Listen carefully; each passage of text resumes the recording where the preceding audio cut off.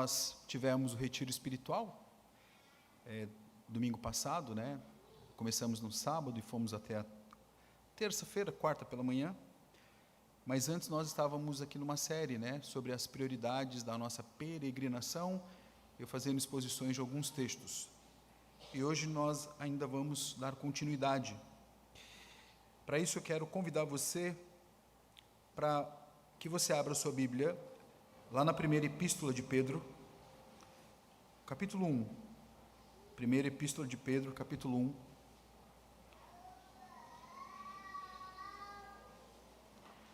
Hoje nós vamos desenvolver uma temática que é comprados para sermos santos.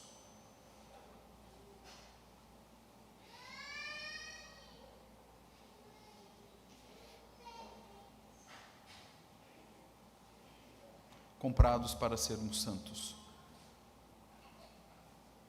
Nós vamos ler do 13 ao 21.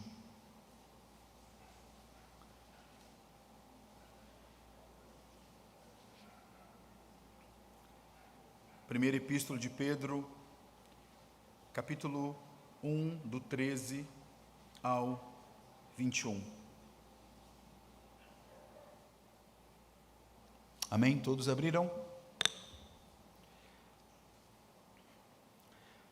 Durante algumas semanas a gente vem falando sobre essas prioridades da nossa peregrinação. Falamos que devemos buscar o reino de Deus em primeiro lugar e a sua justiça, e as outras coisas serão acrescentadas. Depois também em Apocalipse falamos sobre voltarmos ao primeiro amor. Ali há não somente uma instrução, né, mas o imperativo de estarmos não somente preocupados com a boa teologia, mas aplicar esta teologia ao coração. Então temos que voltar ao primeiro amor. Também falamos que Marta, ela estava agitada para lá e para cá, mas Maria escolheu a boa parte, que é ficar aos pés do Senhor Jesus. Então hoje nós vamos estar aqui falando sobre ter uma vida de santidade e temor ao Senhor. Então, uma das prioridades da nossa caminhada até a pátria celeste é sermos santos e irrepreensíveis. Amém? Sermos santos e temermos ao Senhor. Temos que temer ao Senhor. Temer ao Senhor não é ter fobia de Deus, mas é honrá-lo, engrandecê-lo, magnificá-lo com as nossas vidas, em nome de Jesus. Então vamos ler? Diz assim a palavra do nosso Deus, e vamos participar da leitura, todos que aqui estão, tá? Por isso, ou poderia ser portanto, né? Ou assim sendo, que aqui é uma conjunção que liga tudo aquilo que Pedro escreveu antes, agora para, por assim dizer, explicar para os seus leitores o que eles devem fazer com a salvação, e eu vou explicar isso. Por isso, cingindo o vosso entendimento, sede sóbrios e esperai inteiramente na graça que vos está sendo trazida na revelação de Jesus Cristo.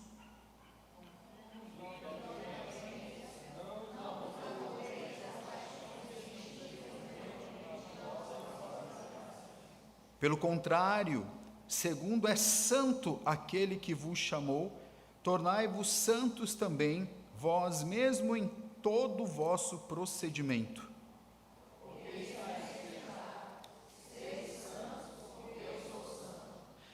Ora, se invocais como Pai aquele que sem acepção de pessoas julga segundo as obras de cada um, portai-vos com temor durante o tempo da vossa peregrinação.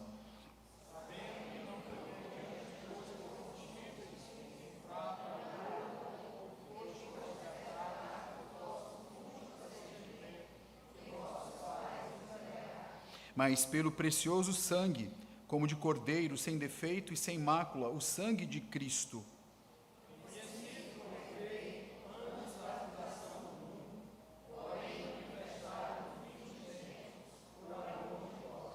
que por meio dele tendes fé em Deus, o qual o ressuscitou dentre os mortos e lhe deu glória, de sorte que a vossa fé e esperança estejam em Deus. Baixe sua cabeça. Senhor, louvamos o teu nome e te engrandecemos. A minha oração é que o Senhor não nos deixe aqui sozinhos, que o teu Santo Espírito, que escreveu, é o autor original desse texto, ilumine as nossas mentes, ó Deus, a fim de que possamos entender e aplicar em nossos corações, para que possamos glorificá-lo, para que possamos ter uma vida santa diante do Senhor. Que o Senhor cresça e que possamos diminuir em nome de Jesus. Amém. Queridos irmãos, o apóstolo Pedro, ele vai nos dizer no versículo 1, deixa sua Bíblia aberta, por favor, tá? Ele diz: Pedro, apóstolo de Jesus Cristo, aos eleitos que são forasteiros da dispersão. A igreja do Senhor Jesus, depois da sua morte, ela se dispersou. E Pedro coloca aqui Ponto, Galácia, Capadócia, Ásia e Bitínia. Na realidade, aqui eram locais onde, graças a Deus, o Evangelho chegou e fazia parte ali da grande Ásia Menor, até aquela região da atual Turquia. O povo de Deus tinha se dispersado e Pedro diz que eles eram eleitos segundo a presciência de Deus, Pai, em santificação do Espírito. E interessante é que os versos anteriores ao texto que lemos esta noite, fala que Cristo Jesus alcançou o coração daqueles eleitos. Eles foram salvos, eles foram regenerados, como diz aí no versículo 3, nos regenerou para uma viva esperança, mediante a ressurreição de Jesus dentre os mortos, e o verso 4, para uma herança incorruptível, sem mácula, imarcessível, reservada nos céus para vós outros. Então, Pedro está falando aqui que eles tinham sido salvos, que eles tinham sido regenerados e que eles tinham uma herança. Olha que coisa fantástica. Nós também temos esta herança, e esta herança, ela tem natureza incorruptível, ela é sem mácula, ela é imarcessível e está reservada nos céus, onde um dia nós estaremos com o nosso Senhor, novos céus e nova terra. Então, depois realmente de colocar que aqueles irmãos, aqueles forasteiros, olha bem, da dispersão, Ponto, Galácia, Capadócia, Ásia e Bitínia, tinham recebido a maravilhosa graça da salvação, então o apóstolo Pedro vai dizer como é que eles deveriam viver esta salvação. Afinal de contas, nós fomos salvos, mas nós fomos salvos para vivermos para Deus. E como é que nós devemos viver para Deus? Como é que você que está aqui esta noite deve viver para Deus? Como é que você que foi eleito pelo Senhor e que foi regenerado nas categorias de tempo e espaço, você que tem uma herança incorruptível, sem mácula, imarcessível, reservada no céu para vós outros, como é que nós devemos viver para o Senhor enquanto estivermos aqui respirando nesta terra, meus irmãos? Então ele coloca, por isso, como eu disse, aqui é uma conjunção, fazendo uma ligação de tudo aquilo que Pedro escreveu nos 12 primeiros versos. Então ele coloca por isso, e vai agora nos informar, vai nos dizer e vai ensinar para os seus destinatários como é que eles devem viver como santos e salvos no Senhor. Sabe por quê? Porque eles foram comprados para serem santos. e nós fomos comprados pelo sangue de Jesus para sermos santos e irrepreensíveis. Bom, eu gostaria de dividir aqui esse texto que nós lemos em duas sessões. A primeira vai do 13 ao 16 para falarmos sobre a vida de santidade que nós somos convocados a ter, e depois do verso 17 ao 21, nós somos convocados também para termos uma vida de temor a Deus. Então somos chamados, olha bem, para termos uma vida de santidade, e somos chamados para termos uma vida de temor ao Senhor. E por que nós fomos chamados para termos uma vida de santidade e temor ao Senhor? Porque nós fomos comprados pelo seu sangue. Muito bem, então vamos olhar aqui para o texto. No versículo 13, o apóstolo Pedro começa nos dizendo assim: assim sendo, portanto, cingindo o vosso entendimento, sede sóbrios e esperai inteiramente na graça que vos está sendo trazida na revelação de Jesus Cristo. Então ele já traz aqui três aspectos da nossa conduta em busca da nossa santidade. O primeiro aspecto está aí: cingindo o vosso entendimento, meus irmãos. E esta palavra aqui, cingindo, ela é uma palavra bem interessante. Por quê? Porque Pedro, né? Acostumado sempre com Paulo, né? Pedro, ele faz uso de algo cultural, né, da sua época, porque nos tempos bíblicos as pessoas elas tinham vestes longas, elas tinham túnicas longas, e que atrapalhavam muitas vezes o andar e até mesmo o correr, quando eles tinham algumas atividades que exigiam deles ter uma mobilidade, uma movimentação mais ágil. Então, quando ele diz cingindo, ele está pensando em um cinto em que, então, eles levantavam esta túnica, esta bata, amarrava, para que então eles tivessem mais liberdade para se locomover, para se levantar, para realmente se movimentar com mais agilidade. Então, quando Pedro coloca cingindo o vosso entendimento, ele diz o seguinte, para os seus destinatários e para nós: nós devemos também pegar e amarrar aqui a nossa mente.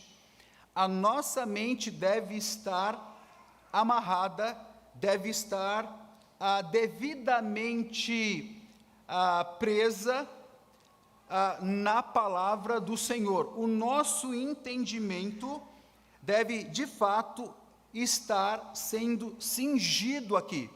Assim como as túnicas, elas eram amarradas para que eles tivessem mais liberdade na sua mobilidade, meus irmãos, nós somos chamados para, olha bem, amarrar, cingir o nosso entendimento, espiritualmente falando, ou seja, devemos preparar a nossa mente para uma ação. O apóstolo Paulo, quando ele escreve para a igreja de Éfeso, e ele vai falar sobre a armadura de Deus, lá no capítulo 6, versículo 14, ele diz assim: estais, pois, firmes, cingindo-vos com a verdade. É a mesma palavra no original. Aí ele diz: vestindo-vos da couraça da justiça, né? A gente sabe que a couraça da justiça era um colete, né, que protegia o soldado romano, né? Essa couraça protegia o soldado romano do tórax até realmente aqui a parte dos lombos, né? Para uma eventualidade de alguma faca, de alguma arma, porque eles viviam em guerra, em combate. Mas é interessante que quando ele vai falar da armadura, Paulo, lá em Efésios, ele diz: estai, pois, firmes, cingindo-vos com a verdade. Ou seja, nós temos que preparar a nossa mente, nós temos que amarrar a nossa mente na verdade. Nós temos que, assim como as pessoas devem ter agilidade no seu andar, no seu movimentar, cingindo os seus lombos, inclusive, irmãos, algumas traduções diz assim: portanto, cingindo o vosso lombo do entendimento. Essa tradução ARA não traz isso. Mas dá para a gente entender o que Pedro está querendo nos ensinar.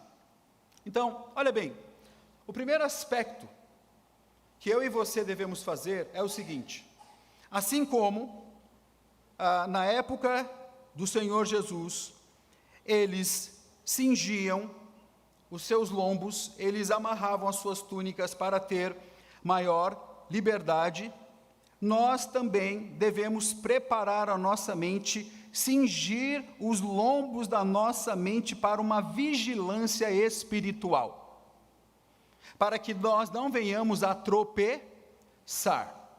Assim como, se eu não cingisse, se eu não amarrasse as minhas túnicas, eu poderia tropeçar por ela ser muito comprida. Se eu também não amarrar a minha mente com a verdade, com a palavra de Deus, eu posso tropeçar em erros, em doutrinas, em ensinamentos que não provêm do Senhor. Isto vale para mim e para você, porque a palavra de Deus tem relevância eterna, e se ela tem relevância eterna, ela tem relevância para os nossos dias, em nome de Jesus. Então Pedro nos coloca isso aqui. Portanto, cingindo o vosso entendimento, aí ele coloca o segundo aspecto: sede o quê? Sóbrios. Sede sóbrios, meus irmãos. O que significa ser sóbrio aqui? Significa que tudo aquilo que eu vou fazer, eu devo fazer pensando nos céus. Sobriedade aqui significa que as minhas decisões, as minhas escolhas, elas devem ser equilibradas e elas devem ser pautadas naquilo que o apóstolo Paulo escreve para a igreja de Colosso. Vocês devem buscar as coisas lá do alto, e aí no versículo 2 ele diz: vocês devem buscar as coisas lá do alto, e depois no versículo 2, vocês devem pensar as coisas lá do alto. Igreja, infelizmente, nós vivemos em uma geração em que é uma geração que deseja mais a terra do que os céus. Vivemos uma geração onde as pessoas querem conforto, facilidades, onde as pessoas querem uma vida boa, materialmente falando. E sabe qual é o contexto aqui, meus irmãos? O contexto é de perseguição, é de se reunir em casas, é de ter os seus bens tomados. É um contexto totalmente diferente do que nós vivemos. Nós vivemos em uma geração que não sabe lidar com perdas, não sabe lidar com sofrimento, não sabe lidar com frustração. Vivemos uma geração em que nós protegemos os nossos filhos e muitas vezes os colocamos em uma bolha. Não é verdade? Porque nós pensamos mais na terra do que nos céus. E o apóstolo Paulo nos diz que nós devemos buscar, são imperativos, buscar as coisas lá do alto e depois pensar o que deve ocupar a nossa mente deve ser o quê? As coisas lá do alto. Quando a gente abre em Filipenses, Paulo diz assim: finalmente, irmãos, tudo que é verdadeiro, tudo que é respeitável, tudo que é justo, tudo que é puro, tudo que é amável, tudo que é de boa fama, se alguma virtude há, e se algum louvor existe, seja isso que ocupe o vosso pensamento. Eu e você vivemos numa geração, eu vou repetir, que busca mais a terra do que os céus. Mas eu quero dar uma notícia para você. Olha bem, eu não sei quantos anos você vai viver, se é 50, 60, 70, 80, 100 anos, mas um dia você vai fechar os olhos. Você vai fechar os olhos. O que eu quero dizer com isso é que eu e você deveríamos pensar mais nos céus, deveríamos viver mais os céus, meus irmãos, porque é lá que nós vamos passar a eternidade.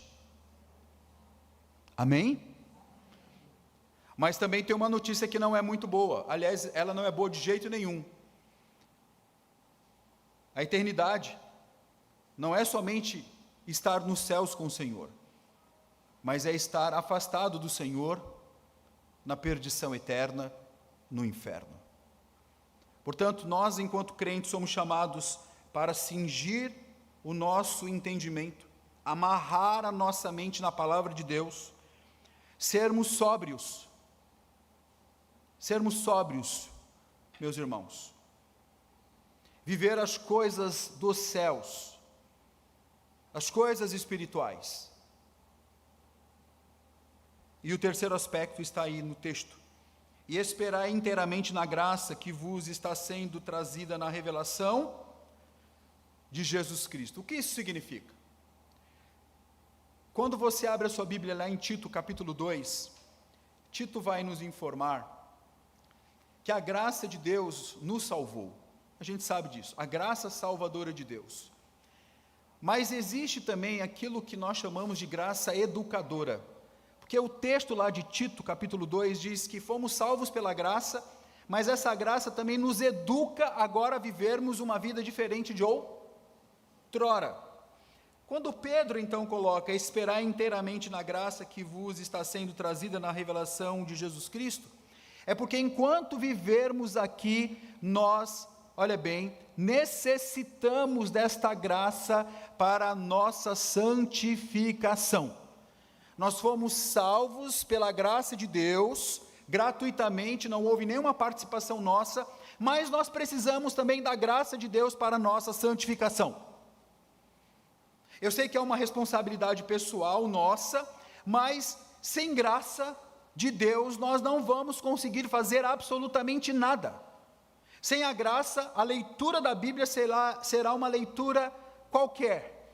Sem a graça de Deus, o Espírito Santo movendo tudo isso, a minha oração será somente uma fala para o vazio. Sem a graça de Deus, participar desta mesa, comer do pão e beber do vinho, será um mero ritual. Portanto, nós somos chamados a viver uma vida santa. E para isso nós precisamos cingir o nosso entendimento, amarrar a nossa mente onde, irmãos?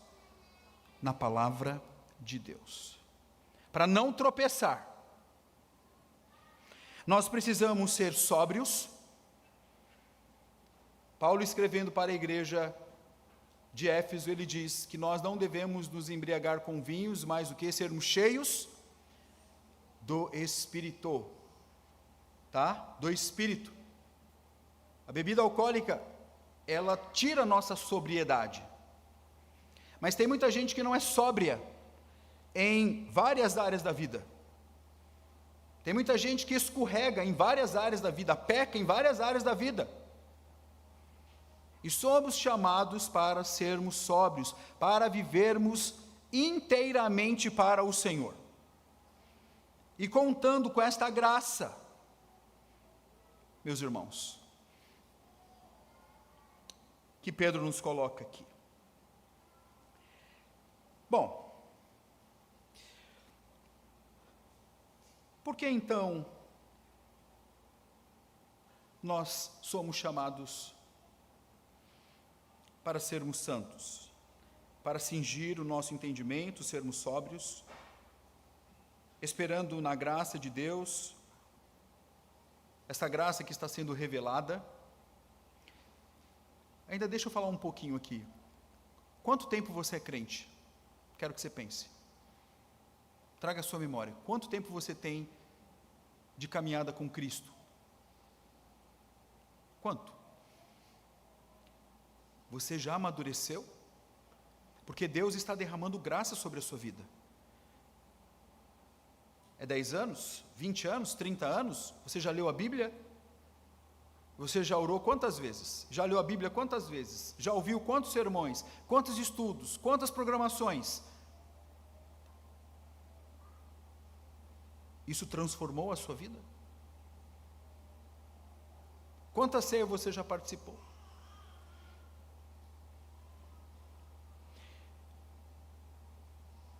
Mas por que ele coloca esses aspectos aqui no versículo 13? Porque como filhos da obediência, verso 14. Olha aí, como filhos da obediência. Irmãos, outrora nós éramos filhos o quê? Da desobediência. Nós éramos filhos da ira, mas hoje nós somos filhos da obediência. Como filhos da obediência, não vos amoldeis às paixões que tinhais anteriormente na vossa ignorância, meus irmãos, na vossa ignorância. E aqui é interessante, quando Pedro nos coloca, não vos amoldeis às paixões que tinhais anteriormente na vossa ignorância, essa palavra é amoldeis. Na realidade, nós temos duas palavras gregas, né? Nós temos morfê, que é essa questão de forma, de moldar. A palavra morfê aparece lá em Filipenses capítulo 2, quando diz que Jesus, ele ganhou forma de servo. Né? Então, morfê no original, no grego, é uma forma inalterável. Mas aqui não, aqui é esquematizo, que é esquema, ou metamorfose, né? Esquema. Essa palavra, ela é usada lá em Romanos capítulo 12, quando diz que nós não devemos nos conformar com o presente século. Ou seja, eu e você não podemos ter uma mente que hoje pensa de um jeito, amanhã está sendo moldada de outro jeito, semana que vem é de um outro jeito, mês que vem é de outro jeito. Nós não podemos realmente ser esta metamorfose, o quê? Ambulante. De jeito nenhum. Então, Pedro nos coloca aqui, como filhos da obediência, vocês agora são filhos da luz.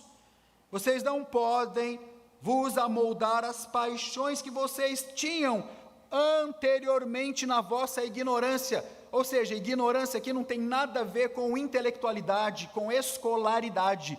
Ignorância aqui tem a ver com cegueira espiritual. Abra sua Bíblia ainda em Pedro, no capítulo 4, porque fica muito genérico, né? Esse amoldeis às paixões. Capítulo 4. Ele nos ajuda. Verso 3. Eu gostaria que pudéssemos ler todos juntos.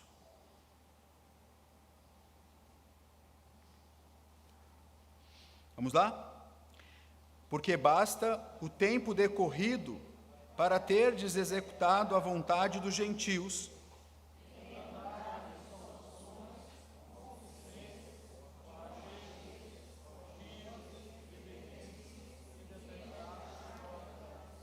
então ele nos ajuda no pensamento dele aqui, em uma evidência interna. A Bíblia interpreta a própria Bíblia, né? A entender quando ele diz, não vos amoldeis às paixões. Então, como filhos de Deus, nós não podemos nos amoldar às paixões da terra, gente. Não podemos. Por isso que ele diz que nós devemos amarrar o que? A nossa mente com a palavra de Deus, cingir o nosso entendimento.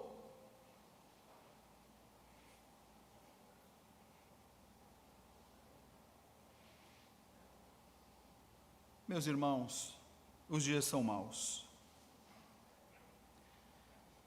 As pessoas não querem viver uma vida de santidade. Eu disse que a nossa geração é uma geração que está mais preocupada com a terra do que com os céus. Mas a Bíblia convoca você a ser santo. Porque você hoje não vive mais no tempo da ignorância. Você que tem o Espírito de Deus, o tempo da ignorância passou. Mas eu acredito muito em crescimento espiritual pela graça de Deus, em amadurecimento. Acredito que na medida que você vai caminhando com Deus, Ele vai lhe santificando, você vai buscando a Deus, Ele vai realmente derramando cada vez mais da sua graça, para que coisas que você praticava, você não pratique mais, até mesmo algumas coisas que você acha que não tem nada a ver, que não tem nada de errado, que não é pecado, de repente o Espírito Santo mostra para você que é errado, por meio da Escritura Sagrada. Então no verso 15 ele diz, pelo contrário, segundo é santo aquele que vos chamou, tornai-vos o quê? Santos também vós mesmo em todo o vosso. Ele não diz assim, em alguns procedimentos, ele diz em todo o vosso. Ou seja, irmãos, eu já disse isso aqui no púlpito, nós não podemos ser como uma loja de departamento. Quando você chega numa loja de departamento, você tem seção de roupa, seção de eletrodoméstico, seção disso, seção daquilo. Nós não podemos departamentalizar a nossa vida. Jesus, ou Ele é Senhor de tudo nas nossas vidas, de todas as áreas, inteiramente, ou então tem alguma coisa errada aí.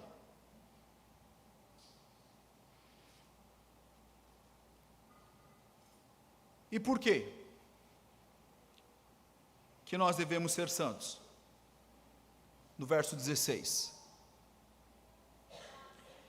Porque está escrito, sede santos, porque eu sou santo. Qual era a Bíblia que Pedro leu? O Novo Testamento ainda estava em formação.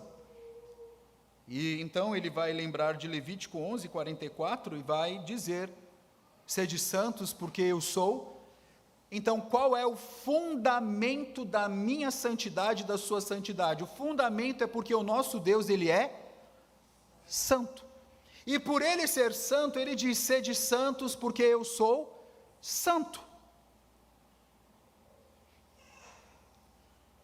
Meus irmãos, então, eu e você fomos comprados para termos uma vida de santidade. O nosso estilo de vida, vou chamar assim, deve ser um estilo que está aqui nos versos 13, 14, 15 e 16, até agora, sermos santos, meus irmãos. Você que está aqui esta noite, eu gostaria que você pudesse trazer a sua memória agora.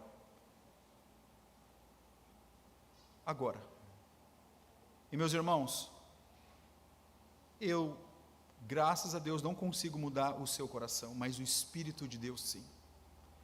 O Espírito de Deus, Ele comunica a graça ao seu coração e também Ele incomoda você. Se você é um filho de Deus. E se você não é um filho de Deus, Ele pode salvar você. Somente Ele pode aplicar a obra redentora de Cristo. Eu gostaria que você trouxesse agora aquilo que de fato você precisa santificar na sua vida. porque uma vida de santificação é prioridade na nossa peregrinação.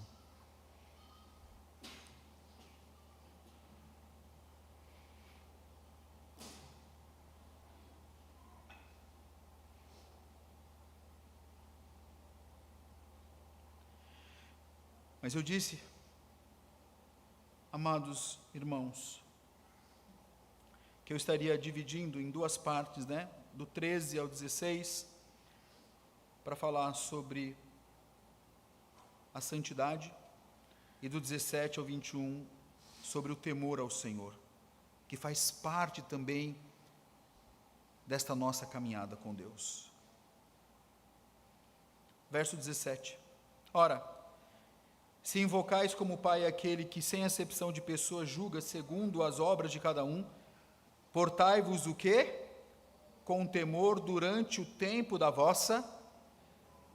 O que Pedro está nos dizendo aqui é o seguinte: nós temos que desenvolver a nossa salvação com temor e tremor. É como se ele tivesse lido Paulo.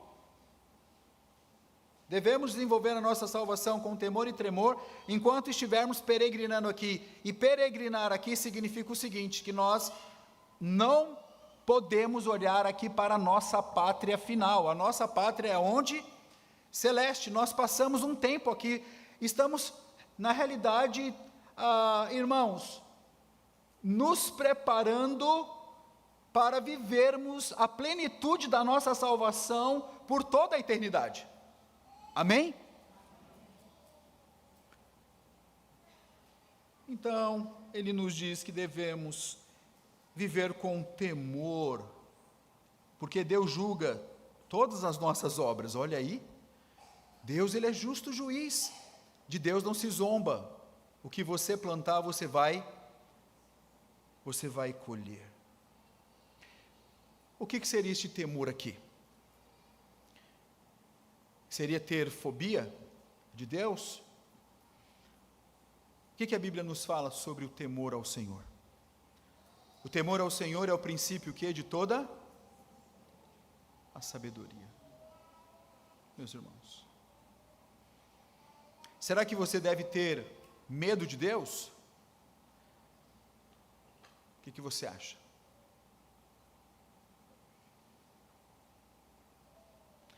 A Bíblia nos diz, lá em Tiago, que os demônios creem e tremem diante do Senhor. Agora, eu e você, nós não podemos ter uma vida de autoflagelação mental. Porque uma das coisas que Paulo combate ali na igreja de Colosso é um grupo que vivia uma autoflagelação. Nossa, se eu não fiz isso, Deus vai me pegar. Nossa, não é isso. O temor colocado aqui. Você foi salvo. Você foi salvo. Amém? Você experimenta dos benefícios espirituais do Senhor. Amém? Você vai viver por toda a eternidade com o seu Senhor em novos céus e nova terra. Então você deve honrá-lo, deve reverenciá-lo, deve respeitá-lo, deve tributar glória somente devido ao nome dele, em nome de Jesus.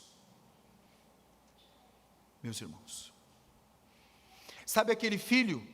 Deixa eu tentar ilustrar. Sabe aquele filho que honra o pai baseado no 5º mandamento, honrar pai e mãe? Aquele filho que obedece ao pai, honra o pai, porque ele entendeu que quando ele faz isso, ele não faz porque tem medo do pai, porque se treme de medo, mas é porque ele entendeu biblicamente que ao honrar um pai, honrar uma mãe, ele está fazendo isso também em relação ao Senhor.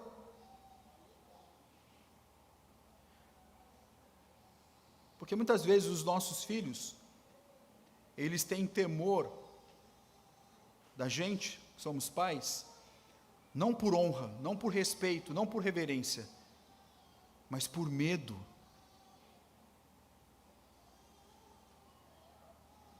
Por medo.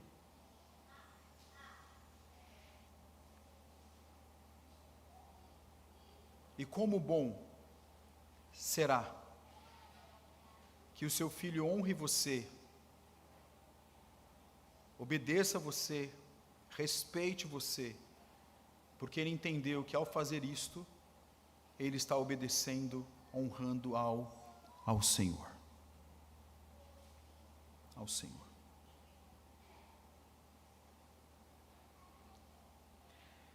Nós somos chamados a ter uma vida de temor ao Senhor. Portai-vos com temor durante o tempo da vossa peregrinação. Gente, você, olha bem, você foi salvo. Você ia para o inferno. Você ia passar a eternidade afastado de Deus. Você recebeu isso gratuitamente, pela graça. Deus não deve nada a você, você devia tudo a Deus. Como é que nós não temos um coração grato que honre a este Deus? Que glorifique a este Deus?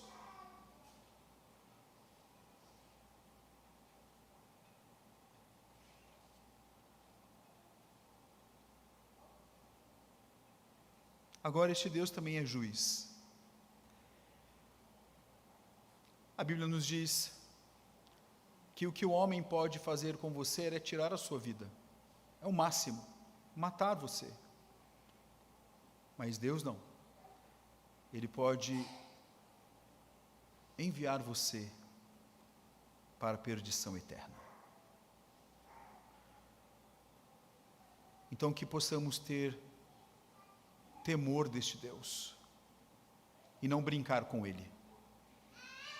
Não brinque com Ele, não brinque com este Deus, porque eu repito, de Deus não se zomba, o que o homem semear, ele vai ceifar. Cuidado!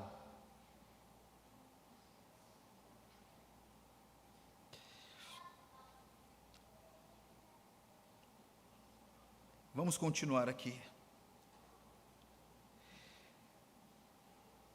No versículo 18 ele diz: sabendo que não foi mediante coisas corruptíveis, como prata ou ouro, que fostes resgatado do vosso fútil procedimento que vossos pais vos legaram, mas pelo precioso sangue, como de cordeiro sem defeito e sem mácula, o sangue de Cristo. Então, quando ele diz no verso 17, ora, se invocais como Pai aquele que sem acepção de pessoas julga segundo as obras de cada um, portai-vos com temor durante o tempo da vossa peregrinação. Pedro diz, vocês devem saber que não foi mediante coisas corruptíveis. Aí ele coloca prata e ouro. Por que ele coloca prata e ouro? Porque na época era cultural ali, certo? Se usar estes metais, prata e ouro, que eram muito valorizados, até hoje, né? Certo? Principalmente o ouro, para você comprar e vender escravos. Mas eu e você, nós não fomos comprados por prata e ouro. Eu e você fomos comprados por algo muito mais precioso. O que nos comprou, igreja? O sangue precioso de Jesus, como cordeiro sem defeito e sem mácula, o sangue de Jesus. Amém? Agora era para você dizer um amém mesmo, presbiterianos. Amém. Glória a Deus. Porque não tinha toda a quantidade de ouro do planeta, não tinha toda a quantidade de prata que pudesse pagar a sua dívida contra Deus. Mas a Bíblia nos diz lá em Colossenses que é o meu escrito de dívida, o escrito de dívida foi cancelado. Você já não deve mais absolutamente nada para Deus, porque o sangue de Jesus, Ele sim, meus irmãos, pagou a nossa dívida. Nós éramos escravos do pecado, e hoje nós não somos mais escravos do pecado, hoje nós somos filhos de Deus. Amém? Glória a Deus por isto. E tem mais. O texto vai nos dizer: conhecido com efeito antes da fundação do mundo, porém manifestado no fim dos tempos por amor de vós. Ou seja, quero que você pense aqui comigo. Antes de Deus criar os céus e a terra, o que diz o texto? No princípio criou o quê? Deus os céus e a terra. Gênesis 1:1. Antes de Deus criar todas as coisas visíveis, a primeira matéria, antes dele dizer haja luz, e houve luz. Sabe o que o Pedro está dizendo aqui? Conhecido com efeito antes da fundação, ele elegeu você para ser santo e irrepreensível. Olha que coisa fantástica. Antes de criar, lá na eternidade, ele elegeu você. Antes de criar todas as coisas, ele já tinha determinado que era pelo sangue precioso do Cordeiro sem defeito e sem mácula, o sangue de Jesus, é que pagaria a sua dívida.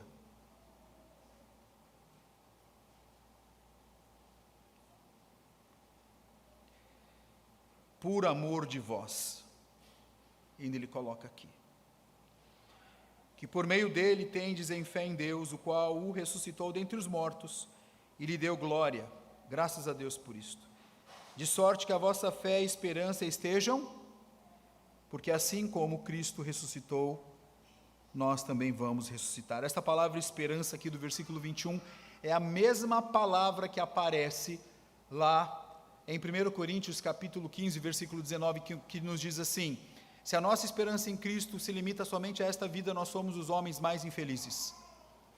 E esperança na Bíblia não significa assim, será que vai acontecer?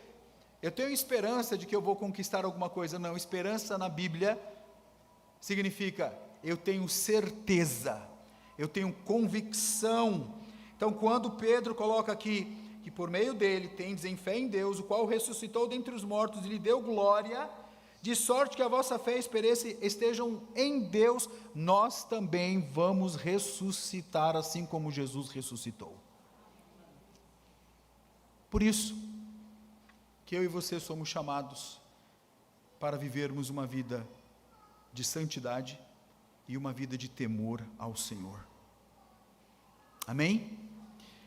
Por isso que você deve cingir o vosso entendimento, amarre aí o seu pensamento na palavra de Deus, para que você possa agir de forma sóbria, buscar as coisas do alto, pensar as coisas do alto, contando com a graça de Deus que se manifesta e se revela no meu coração, no seu coração e na nossa caminhada cristã. Por quê? Porque hoje nós não somos mais filhos da desobediência, mas nós somos filhos da obediência, e nós não devemos nos amoldar às paixões de outrora, porque outrora nós estávamos ignorantes, nós éramos cegos espiritualmente.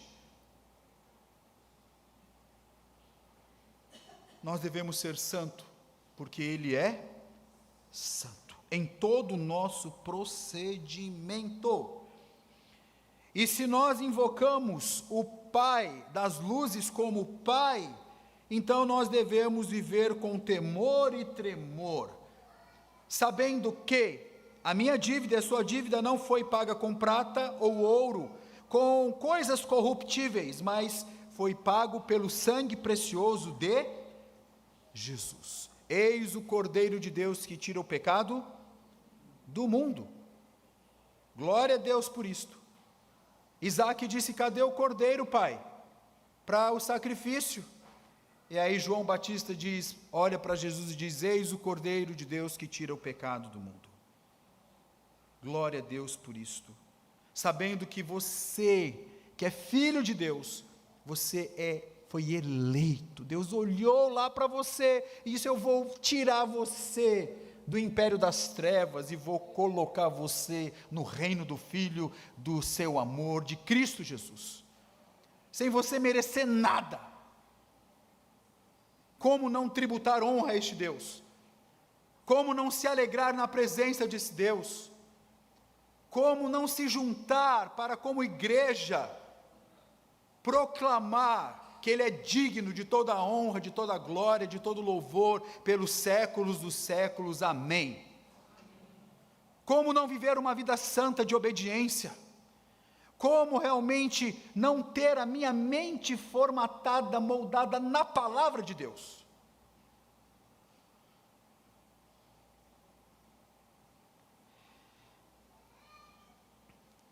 Que Deus abençoe a sua vida,